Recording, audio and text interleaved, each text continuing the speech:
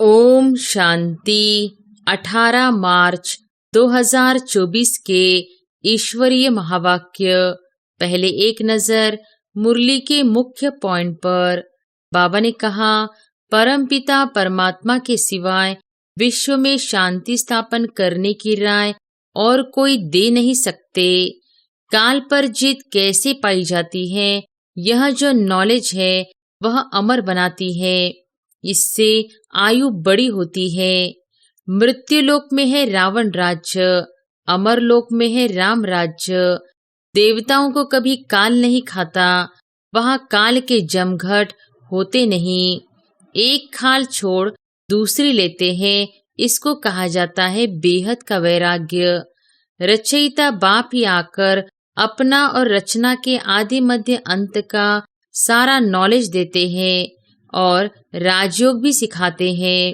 और फिर बाबा ने कहा, यह भी टॉपिक रख सकते हो कि आदि सनातन सतयुगी देवी देवता धर्म की स्थापना कैसे हो रही है, विश्व में शांति कैसे स्थापन होती है, आकर समझो। सबको मालूम पड़ जाए कि सब जगह ऐसा भाषण चला। इसको कहा जाता है यूनिटी। सारी दुनिया में डिसयूनिटी है। यहाँ तुम जो कुछ भी देखते हो वह सब है इविल। उनको देखते हुए न देखो, सुनते हुए न सुनो। अब जो बाप समझाते हैं वही बुद्धि में रखो। और फिर लास्ट में बाबा ने कहा, बाप आकर याद दिलाते हैं, यह तो 5000 वर्ष की बात है। तुम देवी देवता थे, अब फिर तुमको वही बनाते हैं। याद की यात्रा कहाँ, जिससे धारणा और खुशी हो। अभी तुम यथार्थ रीति योग सीख रहे हो। जब किसी को समझाते हो तो भी ऐसे समझो हम भाइयों को समझाते हैं। यही दृष्टि रहे, इसमें ही भारी मेहनत है। मेहनत से ही ऊंच पद मिलता है। यह तो प्रैक्टिस करने की बात है।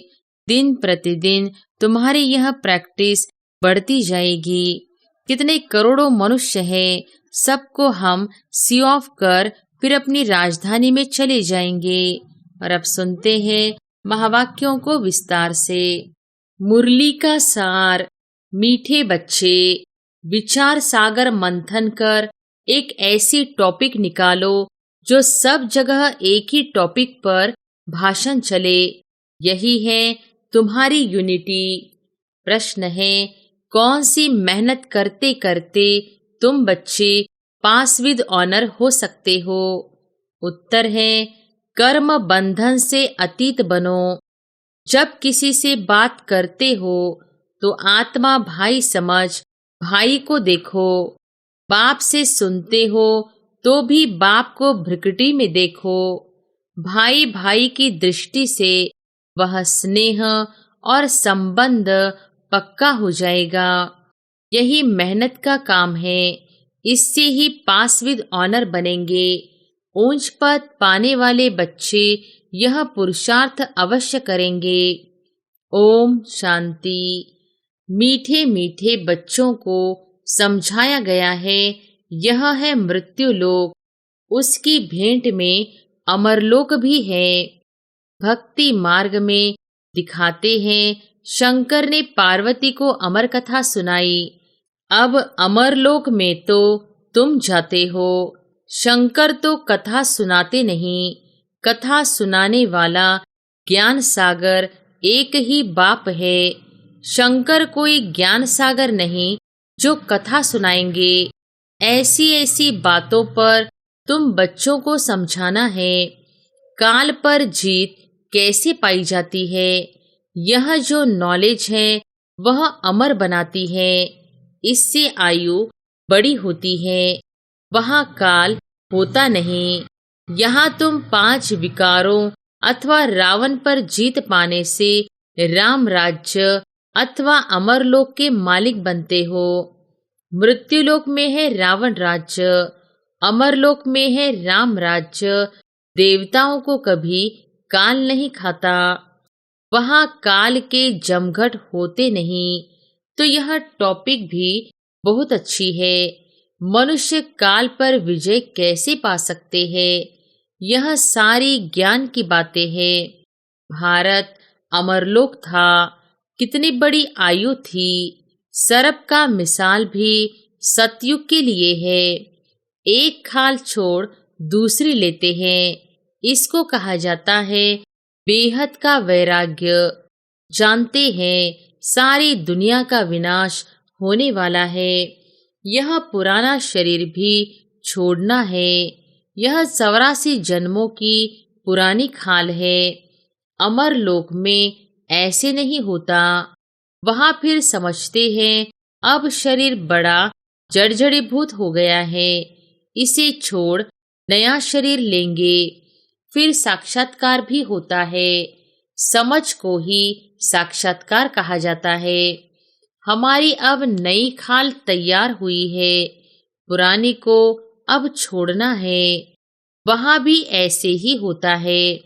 उनको कहा ही जाता है अमर लोक, जहां काल आता नहीं। आप पे ही समय पर शरीर छोड़ देते हैं। कछुए का मिसाल भी यहाँ का है। काम करके फिर अंतर्मुखी हो जाता है। इस समय के मिसाल फिर भक्ति मार्ग में कॉपी करते हैं, परंतु सिर्फ कहने मात्र, समझते कुछ भी नहीं। अभी तुम तो समझते हो। राखी उत्सव, दशहरा, दीपमाला, होली आदि सब इस समय के हैं। जो भक्ति मार्ग में चले हैं तो यह बातें सतयुग में होती नहीं। यह ऐसी ऐसी टॉपिक लिखो। मनुष्य काल पर जीत कैसे पहन सकते हैं, मृत्युलोक से अमरलोक में कैसे जा सकते हैं, ऐसी बातों पर समझाने के लिए पहले लिखना पड़ता है। जैसे नाटक की स्टोरी लिखते हैं। आज फलाना नाटक है, तुम्हारी भी पॉइंट्स की लिस्ट हो। आज इस टॉपिक पर समझाया जाएगा। रावण राज्य से देवी राज्य में कैसे जा सकते हैं। समझाने तो भले एक ही है, परंतु भिन्न भिन्न टॉपिक सुनने से खुशी होगी कि बेहद के बाप से बेहद का वर्षा कैसे मिलता है। जैसे सन्यासियों का अखबार में पढ़ता है, आज 125वां यज्ञ रचा है, उसमें यह सुनाएंगे। यहाँ तो बाप कहते हैं मैं एक ही बार यज्ञ रचता हूँ, जिसमें सारी पुरानी दुनिया स्वाहा हो जाती है। वहाँ तो बहुत यज्ञ रचते हैं, जुलूस आदि करते हैं। यहाँ तो तुम जानते हो, यह रुद्र शिव बाबा का एक ही यज्ञ है, जिसमें सारी पुरानी दुनिया स्वाहा हो जाती है, नई दुनिया की स्थापना हो जाती है और तुम जाकर देवता बन जाते हो। यह भी बाप तुमको समझाते हैं। रचयिता बाप ही आकर अपना और रचना के आदि मध्य अंत का सारा नॉलेज देते हैं और राजयोग भी सिखाते हैं। सतयुग में है ही पवित्र देवताएं, वह राजाई भी करते हैं। उसको कहा जाता है आदि सनातन देवी देवता धर्म। यह भी टॉपिक रख सकते हो कि आदि सनातन सतयुगी देवी देवता धर्म की स्थापना कैसे हो रही है, विश्व में शांति कैसी स्थापन होती है।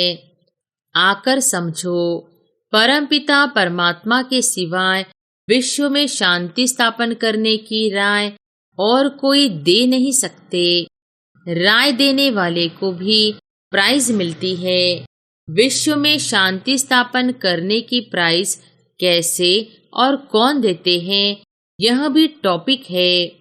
ऐसे विचार सागर मंथन कर टॉपिक निकालनी चाहिए। ऐसा प्रबंध हो जो सब जगह एक ही टॉपिक हो, सबका कनेक्शन रहेगा। ऐसी लिस्ट बनाकर पहले इशारा दे देना चाहिए, फिर समाचार दिल्ली में आना चाहिए। सबको मालूम पड़ जाए कि सब जगह ऐसा भाषण चला, इसको कहा जाता है यूनिटी। सारी दुनिया में डिसयूनिटी है। राम राज्य का गायन है, शेर गऊ इकट्ठा जल पीते हैं। त्रेता में ऐसा गायन है तो सतयुग में क्या नहीं होगा। बाकी शास्त्रों में तो अनेक कथाएं लिख दी है। तुम तो बाप से एक ही कथा सुनते हो। दुनिया में ढेर कथाएं बनाते रहते हैं। द्वापर से लेकर कलयुग तक जो भी शास्त्र आदि चलते हैं वहां तो वह होते नहीं।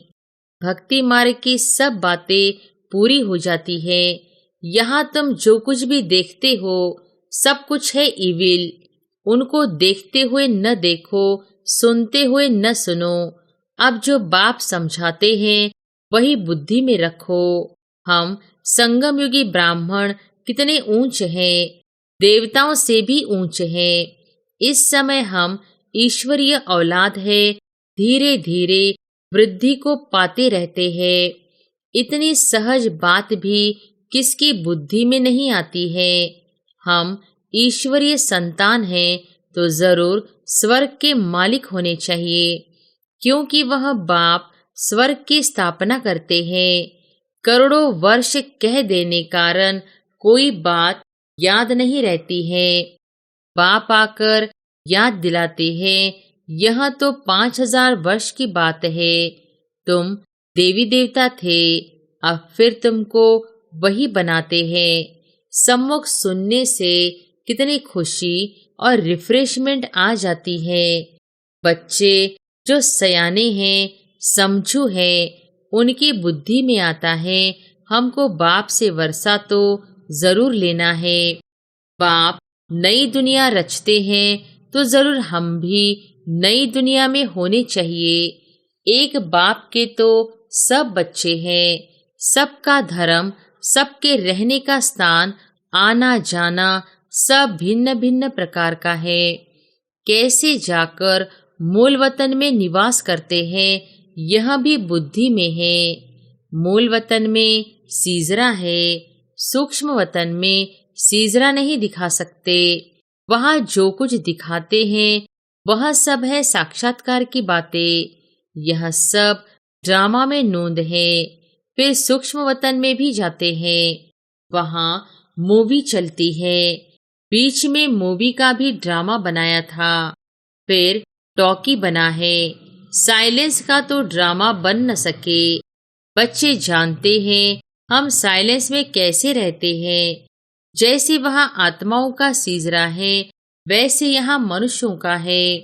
तो ऐसी ऐसी बातें बुद्धि में रख तुम भाषण कर सकते हो। फिर भी पढ़ाई में टाइम लगता है। करके यह भी समझ जाए, परंतु याद की यात्रा कहाँ, जिससे धारणा और खुशी हो। अभी तुम यथार्थ रीति योग सीख रहे हो।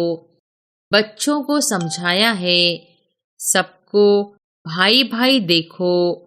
आत्मा का तखत तो यह है। इसलिए भागीरथ बाबा का सिंहासन भी मशहूर है। जब किसी को समझाते हो तो भी ऐसे समझो हम भाइयों को समझाते हैं। यही दृष्टि रहे, इसमें ही भारी मेहनत है।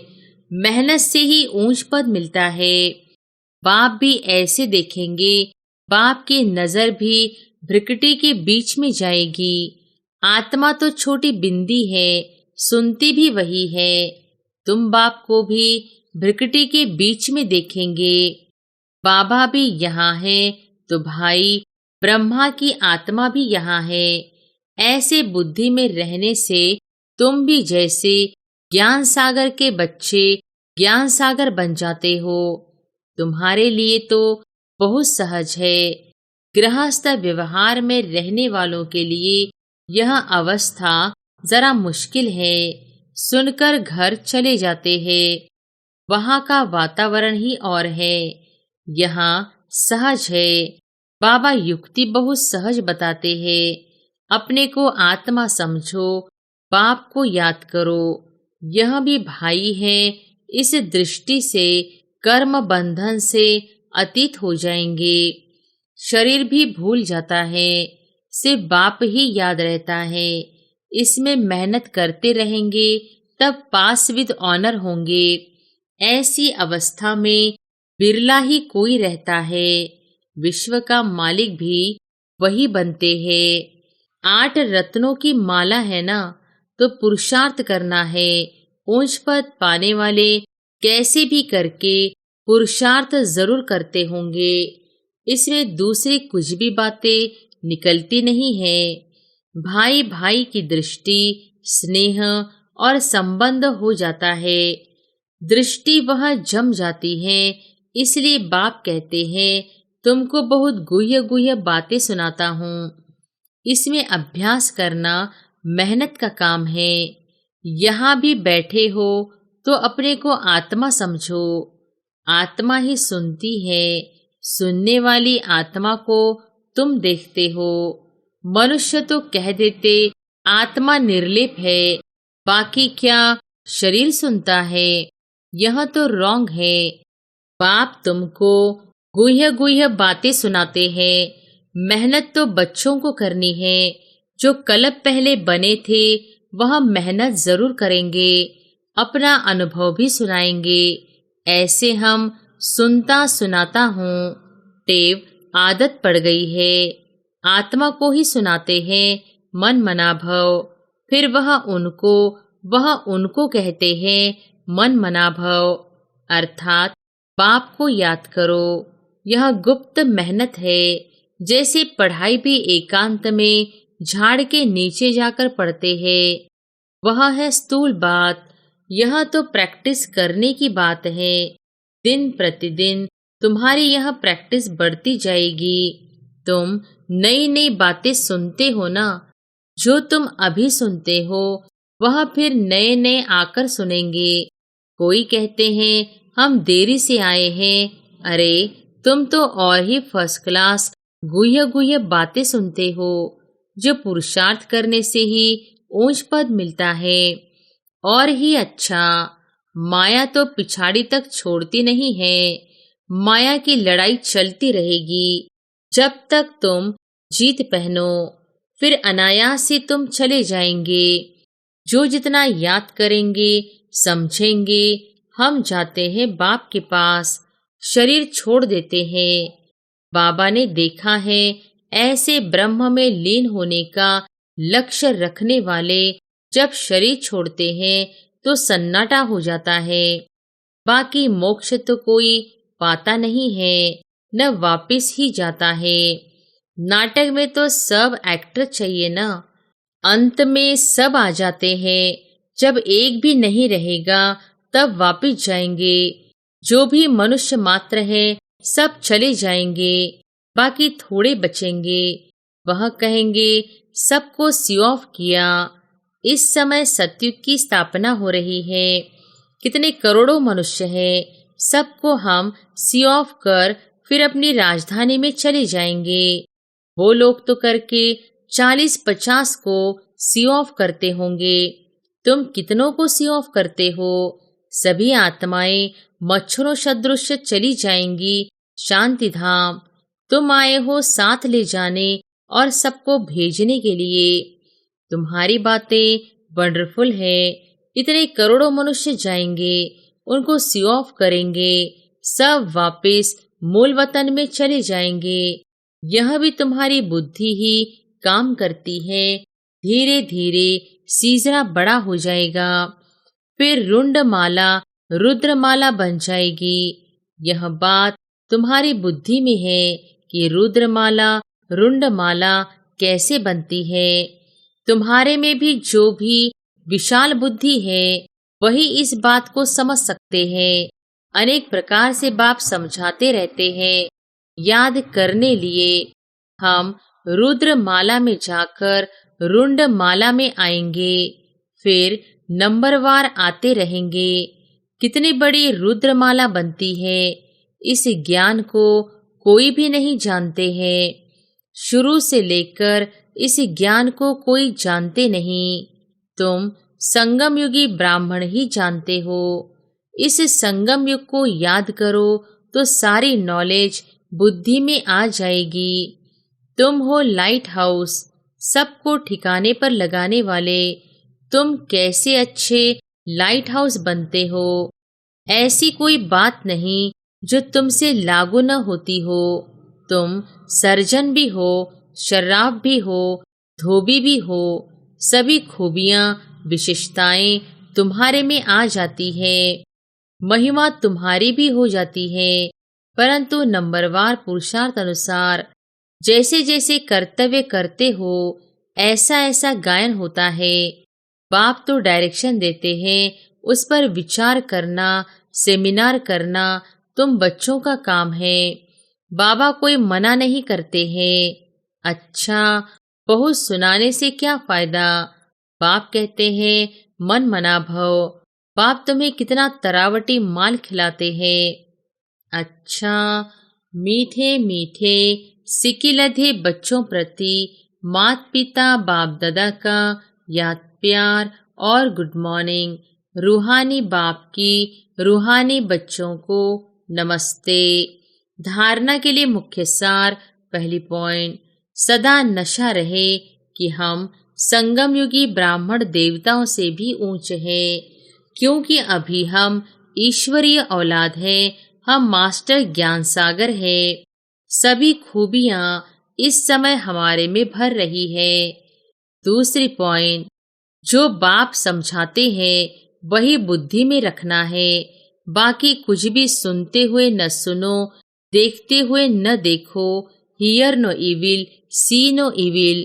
वरदान है, ईश्वरीय सेवा द्वारा वैरायटी मेवा प्राप्त करने वाली अधिकारी आत्मा भव। ईश्वरीय सेवा द्वारा वैरायटी मेवा प्राप्त करने वाली अधिकारी आत्मा भव। कहा जाता है करो सेवा तो मिले मेवा। ईश्वरीय ज्ञान देना ही ईश्वरीय सेवा है। जो यह सेवा करते हैं उन्हें अतीन्द्रिय सुख का, शक्तियों का, खुशी का वैरायटी मेवा मिलता है। आप ब्राह्मण ही इसके अधिकारी हो, क्योंकि आपका काम ही है ईश्वरीय पढ़ाई पढ़ना और पढ़ाना, जिससे ईश्वर के बन जाए। तो ऐसी ईश्वरीय सेवा करने से ईश्वरीय फल के अधिकारी बन गए। इसी नशे में रहो। स्लोगन है, बाप के साथ रहकर कर्म करो तो डबल लाइट रहेंगे। बाप के साथ रहकर कर्म करो तो डबल लाइट रहेंगे। अच्छा, ओम शांति।